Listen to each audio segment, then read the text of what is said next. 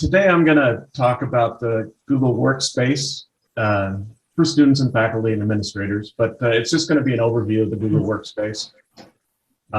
It used to be called the G Suite for Education, the Google Suite for Education. And over the last couple of years, and especially last year, Google has spent a lot of time rebranding and updating what they now call the Google Workspace. And when I came aboard, Weiser realized that it was going into distance education and selected Google as their technology platform. I do want to recognize that Berkeley sits on the territory of the Wichin, the ancestral and unceded land of the Shoshone-Ohlone, the successors of the historic and sovereign Verona Band of Alameda County. This land continues to be of great importance to the Ohlone people. I'm in Whittier, California, and respectfully acknowledge the original caretakers of this land, the Tongva people, and all their ancestors. I also recognize this land, now known as Los Angeles County, is home to many indigenous peoples. That's something I picked up in Canada, Brian. Mm-hmm. But I don't have a toque, but I have a tam, so, you know. I like it. Yeah. It works. So the Google Workspace is many things, and that leads to confusion, I've discovered. I've been working with it for about a decade now, working with students and Google, and there's a lot. There's no doubt about that. So here's their new rebranding. The top logos, of which there's much discussion amongst designers about how terrible they are. From the left to right is Gmail, Calendar, Google Drive, which is the storage system, and the camera-looking thing is Google Meet. And then below are the Office apps, or the Office suite, which you can compare to Microsoft Office or LibreOffice, if you like free and open source software. And at the bottom, the logos are Google Docs, Google Sheets, which are spreadsheets, Slides, which we're looking at now. I think Google Sites, the purple one is Google Forms, and the little light bulb is Google Tasks. And so I'll go over all those today, just to help you find them and then learn more about them. So everything I know about Google, almost everything I know about Google, has come from Google. They want you to use their products. They're free to use. Weiser is enrolled, of course, and we have a more robust suite, especially for administrators, but they're all the same products that you can use for free with a Gmail account. Originally it was called G Suite Training. You can see all they did was change one word in the URL, and both URLs will be in the same place. And there's an almost infinite amount of training material available. So I always suggest that when you run into a roadblock or there's something you want to learn more about, Google it. It's the fastest way, especially to learn about Google. It's amazing how much material is there. It really is. And that's true for users, admins, faculty, if you want to look at the education components. It's just an amazing assortment of stuff. So here's the landing page for workspace training. And the top half, it'll just take you right through basically this presentation, all automated, of course, and shorter than this presentation. And then at the bottom, it says learn by product. So again, if you're, have a challenge or want to learn more about any particular product that was in that slide 3 slides ago, there's the links right there. You click on the logo or emblem, and it takes you right to that section of the training.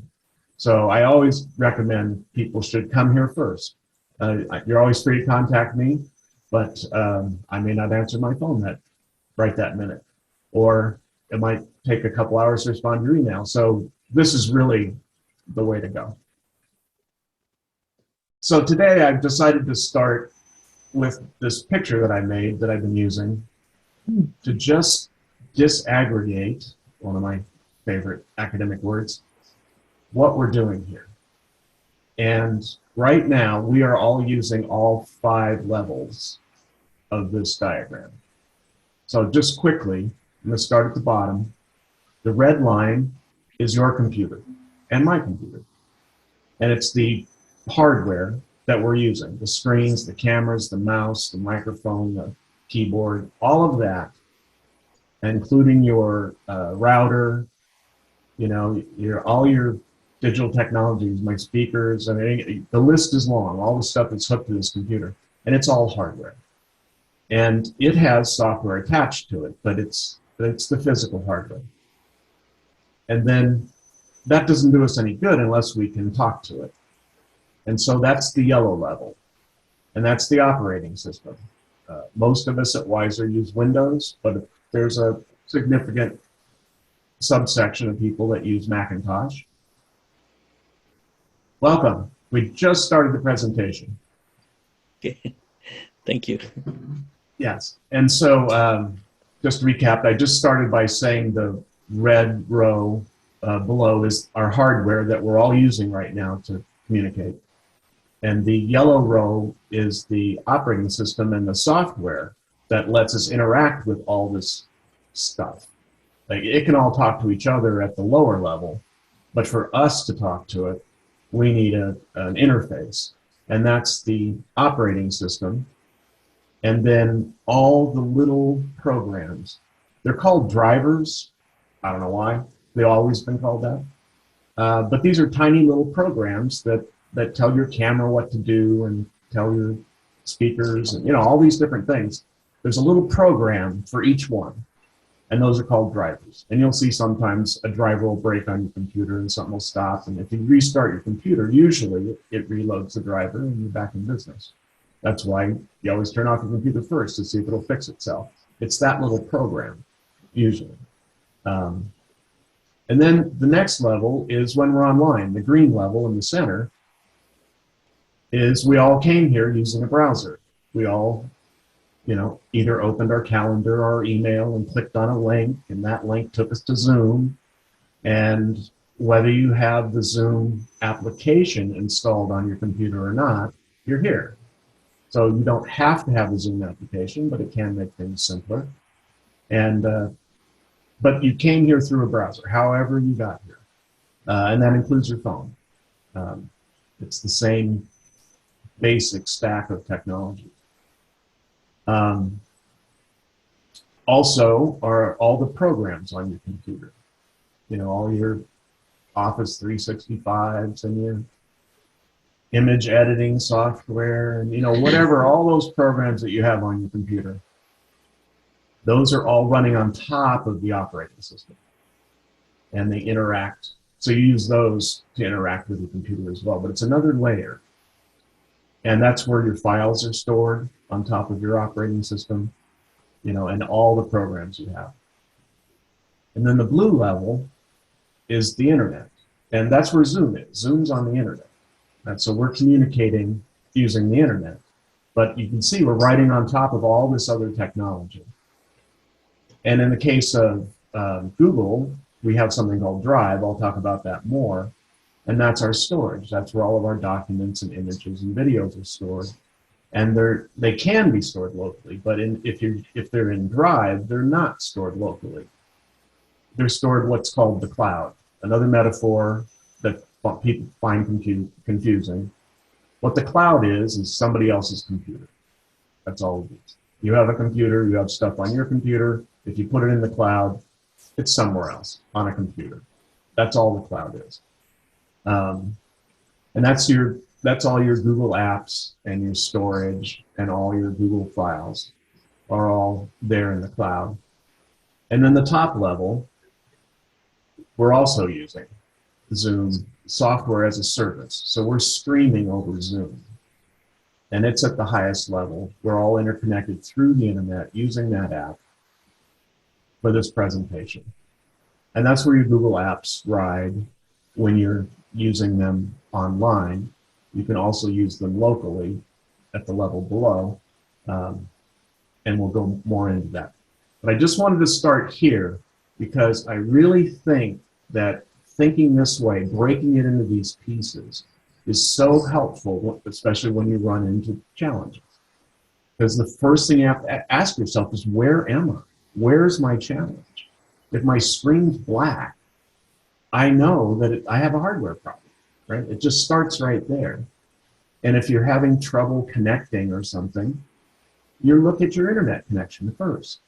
So you just have to first find your standpoint, if you like academic talk, find where you are, and then it'll be a lot faster to get to the solution. So I started there for a reason. People have a lot of trouble starting at Wiser. And it all starts with, you get an email that says, welcome to Wiser.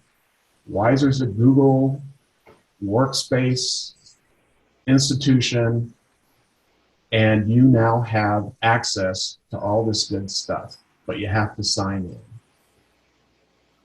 And for a while, we were unfortunately using the language of set up your account, which people found confusing, so they tried to create accounts.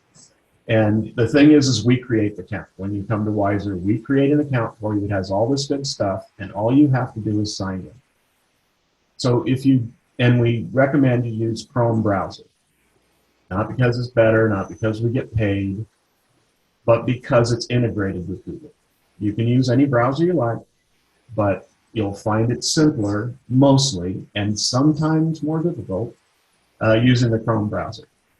So on the left of the slide, if you don't use Google, that's what you'll see when you go to sign in. And at the bottom, I put the URL.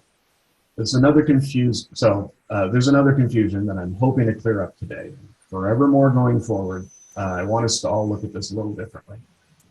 But if you want to sign in, you can sign in anywhere. This is another confusing part. You can just go right to YouTube and sign in, and you're signed in. But then you don't know, then you're stuck in YouTube, and if you don't know how it works, you don't know how to get to your Gmail. So to me, the best way now is to go to accounts.google.com. And that takes you to your account, which has everything. And so on the left side, if you don't use Google, that's what you'll see if you go to accounts.google.com. And you just have to remember that your Wiser email is your first name dot last name at wiser.edu. On the right side is what I see, and that's only a few of my Google accounts. So that causes confusion, because then people are like, well, there's all these other accounts, but it's not my account that I want, my Wiser account. So you'll see at the bottom, there's two boxes or toggles. The first one is use another account. So that's where you add a different Google account. So if you click that, it takes you back to the page on the left, basically, and then you sign in for the first time, because that's what you're doing when you come to Wiser. You're signing into your Wiser account for the first time. And then if there's some accounts on there that you don't like, if you're a user and you have a lot of accounts, you can also remove an account. All that does is take it off of this view, this panel. It doesn't do anything to the account. It just removes it from this view. So this way you can keep your top 2 or 3 accounts that always come up, and you can select Wiser and you're off. And now I've switched. So the tab I'm in is in my Wiser account, which is what I'm going to be working in now. Mm-hmm. Up above, that's my browser navigation, one of my browser navigation bars. And you can there's multiple ones, you can turn them on and off. We're not going to talk about browsers, that's a whole other hour. But what that is, when I click on that, now you can see the little pop-up. Mark corporate. So that's my personal account. And that means my browser, I'm signed into my browser. And the reason you do that is to sync it. So that whatever I do here, all the searches I'm going to do in the next few minutes are saved by the browser. And later I can open my phone, go to my Chrome browser on my phone, and all those searches will be on my phone because the browsers are synced together. And that is some confusion, the two, because I'm always talking about the circle in the upper right-hand corner. From this point forward, I'm only talking about the lower circle, the one in the tab. the wiser apps that we're going to look at using the browser. So this is not a this doesn't come up if you use other browsers. Because even if you're syncing that browser, like I use Firefox a lot, it syncs, but it doesn't get confused with Google. So if you're using Chrome and this, it does cause confusion. But you can sign in and out, you can pause. Sync is on. If I click on that, turn it off, but I won't. Okay, back to the webinar. Where was I? Oh, yes. So once you're signed in to your Google account, they put this link pretty much everywhere. You can go straight to Gmail, which is what most people want to do. And then I suggest that you bookmark them so that you can go right there. And once you're signed in the first time, if you save the password, your browser, whichever browser you use, will just automatically sign you in. So by clicking on that link, it'll take me right to my Gmail. But before we do that, there's the 9 dots. If there's 3 dots, they call it a hamburger. I've never decided what they should call the 9 dots. But that's your app launcher, or that's where all your apps are. And you can move these around. So whatever you use the most of, you can put up at the top. But what I want you to see here is, here's that account page that we want to look at. So amongst all of these apps, which we've already seen these logos before, there's this one with the picture. And of course you have to upload a picture. Otherwise, it's a plain color with your initials, I should say. All right. Now I'm in my Wiser Google account. And from here, I just wanted to quickly show you on the left side, this is the home page. They're promoting transferring stuff. So this is for new people. You can like transfer all your Office 365 stuff in and all that.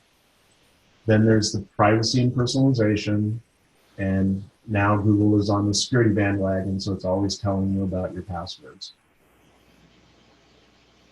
On the left, here's my personal info. This is where you can upload a picture. You can change your name. You can fill out this stuff. You definitely want to put a secondary email address in here as a recovery address.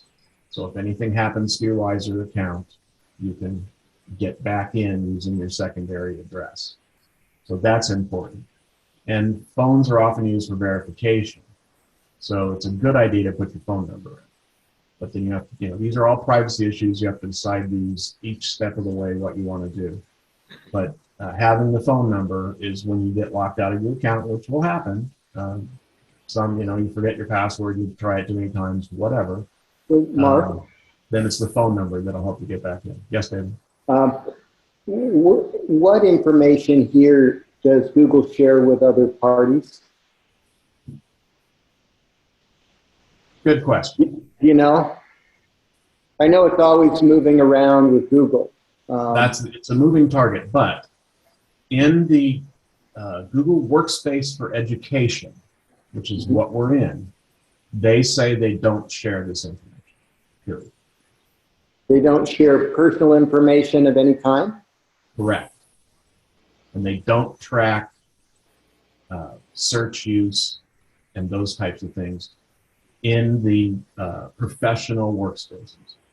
Question. What, Ms. Karen, what tells me that this is the Google Education? How do I tell it apart from like my personal one or something? It's your account. In this case, I do it by picture. So Yeah. Right. Okay, that's what I do. Yeah. So there's nothing there's nothing visually that brands it as Workspace for Education. Okay. As they look exactly. It just knows our email. It's the email. It's the account you're in. In this Wiser, you can see Mark Wilson at wiser.edu. Okay. That account is inside of a Workspace for Education account. And so it follows those rules, but there's no visual indication. Thank you. So I still operate under that overarching. Google says they don't collect information from business or education accounts. I don't trust Google any more than I trust my bank. So, but that's what they say, David. Where if you're in a free Google account, they do keep some of this information. The way, well, I don't need to tell David this, but for everybody else, they claim they don't keep personal information. They claim that they only keep anonymized information, but that's a whole other discussion. So, but here is where you decide on your settings. So that leads me to the next tab, privacy, data and privacy. And here are those settings where you can tell Google what you don't want shared. Things you've done and places you've been. So this is your search history, which I leave on because it's convenient. But if you're concerned that Google might be sharing this, even though they say they're not, then you can turn that off. Like I turn off my web and app activity. I don't need the history of that. But location history I've left on. That just makes it easier to work with maps. But a lot of people turn that off. I turn that off on my phone, but I leave it on my desktop because they know where I am. My desktop doesn't move around. And then YouTube history, I do leave that on. But you educators especially, you have to be careful of that because after you show a YouTube video, YouTube automatically starts showing, the AI starts showing things you might be interested based on your previous searches. So you might want to keep an eye on it. Ad settings, ad personalization, I have that on. Sometimes I turn it off. It looks like it's come back on. That's the other thing. Google will go through and reset your settings sometimes. They call it being helpful. Personal results in search. But again, this is all inside of Google Workspace, which they say they're not collecting this information. They're just saving it for you in your browser to be helpful. So, Mark, it says content from Drive, Gmail, and Photos is never used for any ad purposes. I'm assuming that they've limited it to those three, and that means that they're using it for others? I guess that's possible. But all the apps are in Drive. Everything saved is in Drive. So anything you create falls under Drive. Okay, got it. Thank you.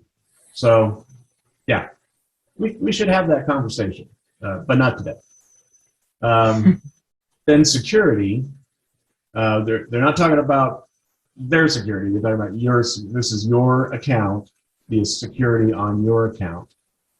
And here's where you can add second factor verification, which means every time you try to sign in, it sends a text to your phone, unless you have one of those security keys, which somebody gave me at a conference, so I have one.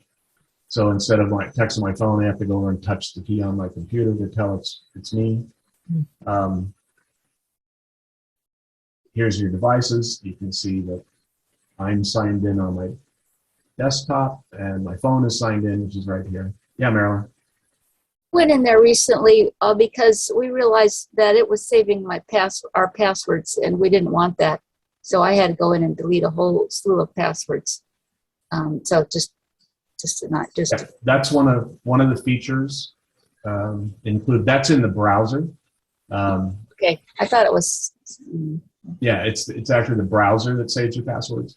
And yeah, you have to if you don't want them. If you don't want to do that. Old accounts and. Yeah. So to get there, you go passwords.google.com, and that will take you to the password, whatever it is, vault. But that's in the browser. Okay, so here's where your security settings are under the security tab. I think we need to speed this up a little. And then below that is people and sharing, and that refers to your contacts, which we'll get to in a minute. Google automatically, if you get an email, it automatically creates contact for you. So you can turn that off. You can block users, if you need to block somebody. You can do it right from in your Gmail, but if you want to see I don't block people, so But if I had a list of blocked people, it would show up right here. And then I could come back and unblock them. Then payments and subscriptions. Google has its own payment service. You put it on your phone, use it at Starbucks, just like Apple, you know, all of that. You can purchase through Google. Sometimes I buy ebooks through Google. Sometimes their prices are better than Amazon. It's worth checking. And then here's an important thing is account storage. Google Workspace professional accounts, in our case, Google Workspace for education, comes with unlimited storage. And this is an important thing to remember, especially if you have multiple accounts. If you have a personal account and you start running out of space, move your stuff into your Wiser account. Because Wiser has unlimited, everybody at Wiser has what they, you know, unlimited is a term that is undefined, but they say unlimited. And so far, I've never bumped into any limits, but then I don't store a bunch of videos. So if you move your entire movie collection into Drive, you might get a message, but I don't know.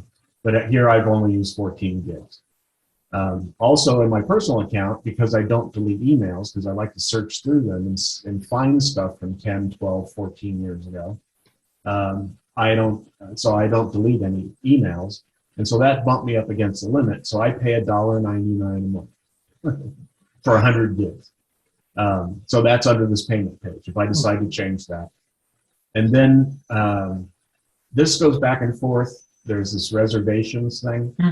For a while, Google was automatically putting any reservations on your calendar. Then it wasn't. I think it is again, but since I haven't gone anywhere for a couple of years, I'm not sure. It is. It is? Okay. So you can turn that on and off.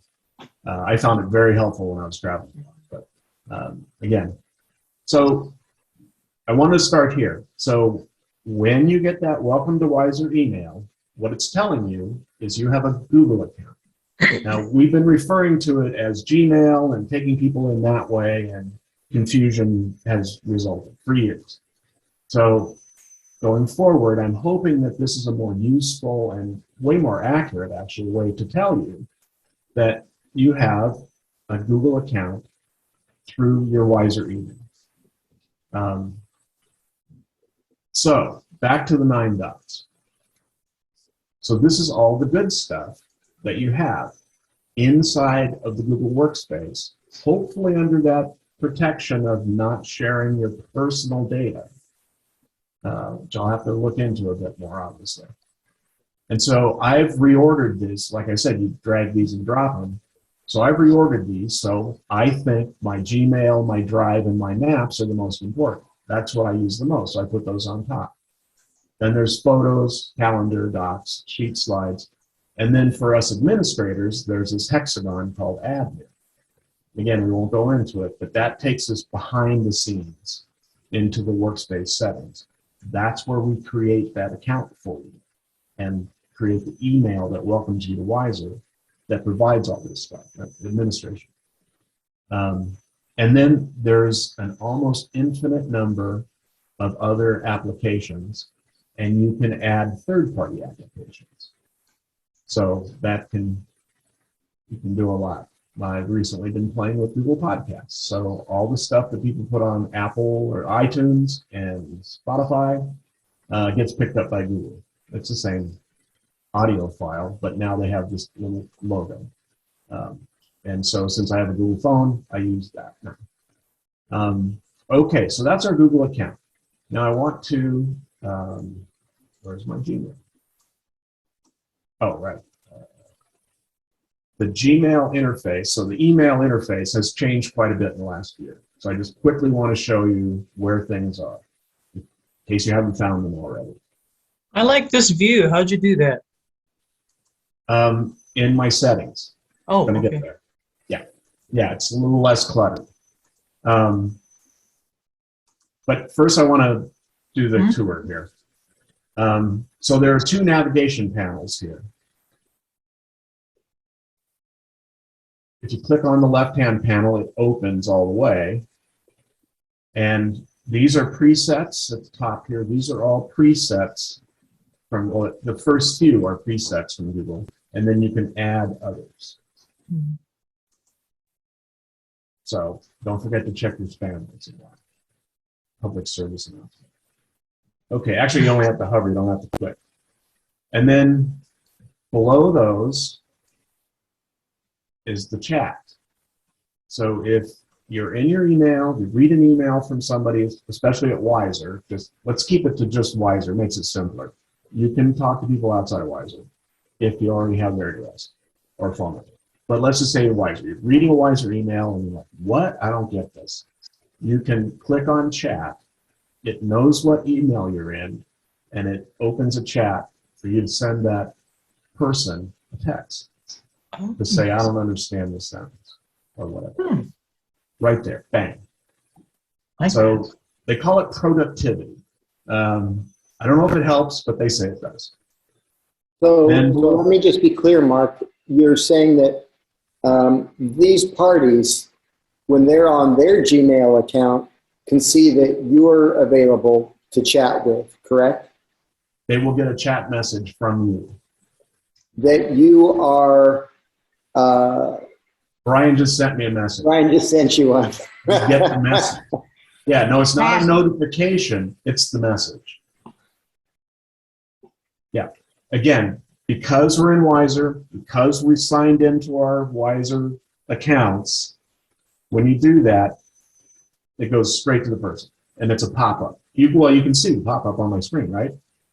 Or sometimes Zoom doesn't show pop-ups. I wonder if I could point out, I'm getting such a great deal more out of your presentation because I've got another computer open here. So I'm clicking everything you're clicking, so it stamps in the learning. Otherwise, it's just, you forget after 10 minutes, at least I do. I know. You're right. You're right. So this is very helpful. You know, thank you for that. Going forward, I will recommend, if people can, again, this is another level of privilege, but if you can have a second device, yes, you're definitely going to learn more by being able to follow along. Anyway, so thank you, Brian. I'm going to accept, so you can see at the bottom, I can ignore it or accept it. I'm going to accept it, but I'm not going to respond. I'm going to close it. So this is the big change last year, is these instant communications from inside of Gmail to keep it. So yeah, we're coming up on the first hour, so I really want to push this ahead so that we have time for discussion and troubleshooting. Below that is Spaces. We have yet to really use Spaces at Wiser, but this is where you set up your group chats, your group meets. So here, it's a chat, but it's a chat for groups.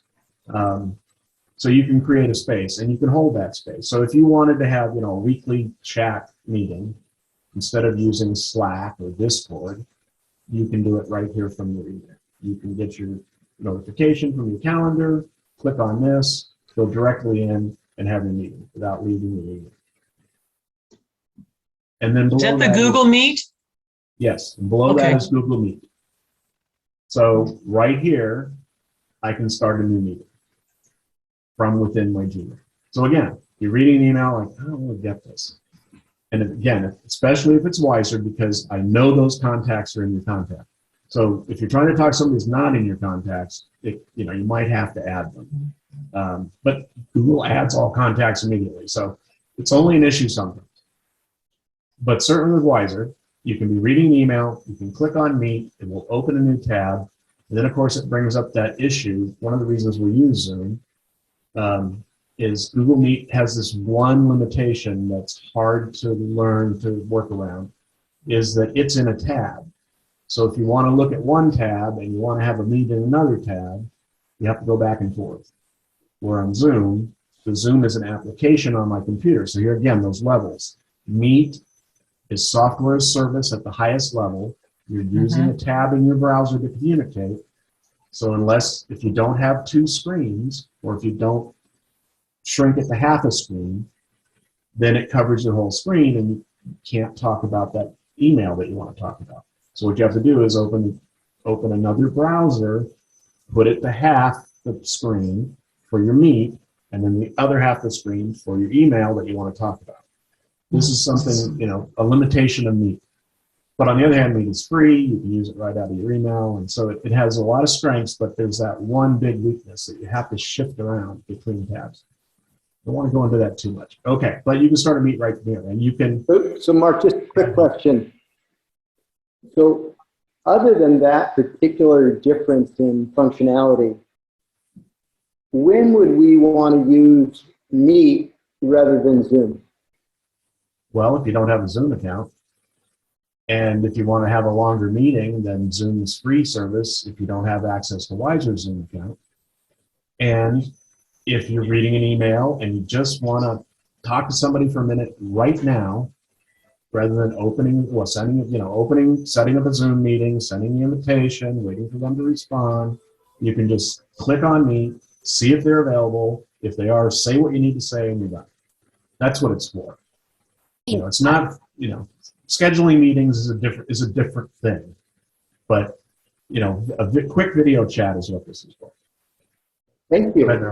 I just want to, can I say something? I want to make a plug for Google Meet because with your Wiser account, you have unlimited time. You could have I have a chat with my family and I don't have to pay for Zoom. Yeah. My sister has it, but I'm doing this one.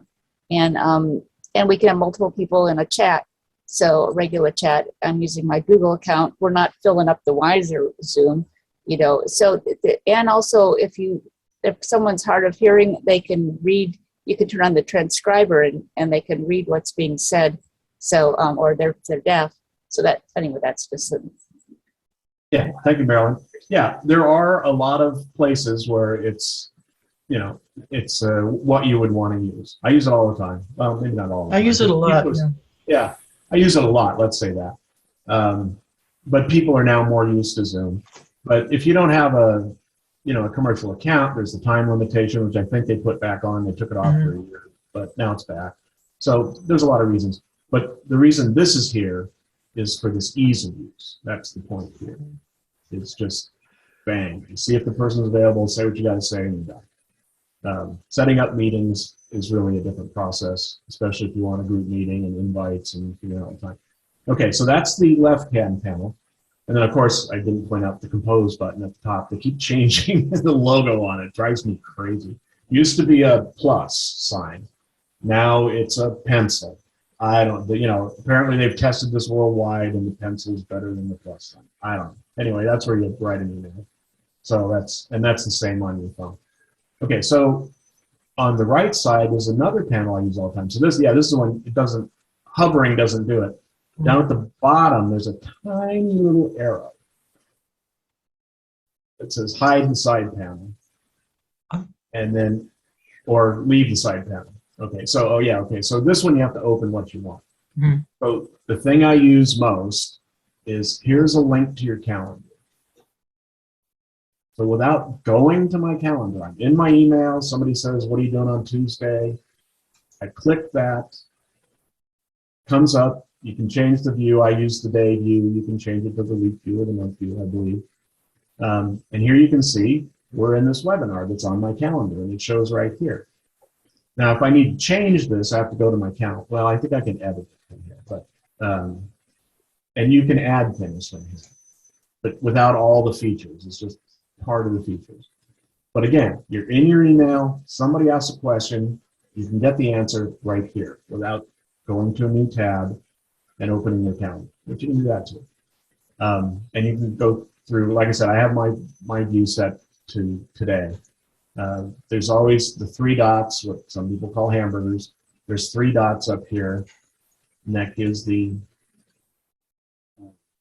view options. So I could actually check other calendars. Again, I have multiple accounts, so it will take me to the account I'm signed into, but here it gives me the option to go to a different account. Probably have to sign in. And schedule. That's it. Other people put things on your calendar, I believe. And then up here is the open in the new tab thing. So again, I can go without opening a tab and searching for calendars, or without going to the app, the 9 dots, and opening the calendar that way. Here's another way to open my calendar. It says open in a new tab. If it clicks that, it's going to take me someplace else. So I'm not going to do that. And then there's the close, the X. So I'll close that. Okay. So that's the calendar. And again, it's the integrated productivity feature of calendar. It's not your calendar, right? That's a different place. Okay, so that's the calendar. I think these are set. I don't remember moving these. Let's see, can I move it? No, okay. So this is just the way it's presented to you. So the yellow logo with the light bulb is Notes, Keep. They call it Keep. It's a note-taking app. And I use it all the time. And again, if you're in an email and you open Keep, it attaches the email to the note, or attaches the note to the email, however you want to look at it, which is a nice feature. So you can make notes. You can put images. This is an image on it. I think you can even drag videos in here. So this is just a quick note-taking app, but it also has its own page. I can go to my Keep page and see all of my notes, but here it just shows the top notes. And again, here they kept the plus sign to open a new note. And again, they're connected. If an email is open, it's connected to that email. And so you can search either your email or you can search your notes to go back and find these things. Built into this note-taking app, just like some of the original text editors from the good old days of mainframes, you can make lists. So this app does two things, just like the old text editors did. You can keep text or you can keep lists. What are lists? Lists are text that's ordered. And in this case, you can create lists like webinar, and you can check things off. We're doing the webinar. So again, another productivity feature. And then again, if you go to your Keep page, you can find all your lists and you can do what you want. Clear them, whatever you want to do. Okay. So lists and notes are inside of Keep, which is under the little yellow logo right in your email. And what is this? Tasks. So tasks is like Keep, except it's connected to your calendar. So when you put things in tasks, they have a timestamp. And you say when you want. So this is a project management feature. It's a higher level than old text editor feature. And so you can add tasks. You can assign them to other people. So if you have one of those rooms, they don't call them groups. You have a room full of people and you're deciding on who's going to do what, when they're going to do it. Right here, you can make those task lists and assign them to people and assign due dates. All right here from inside the email.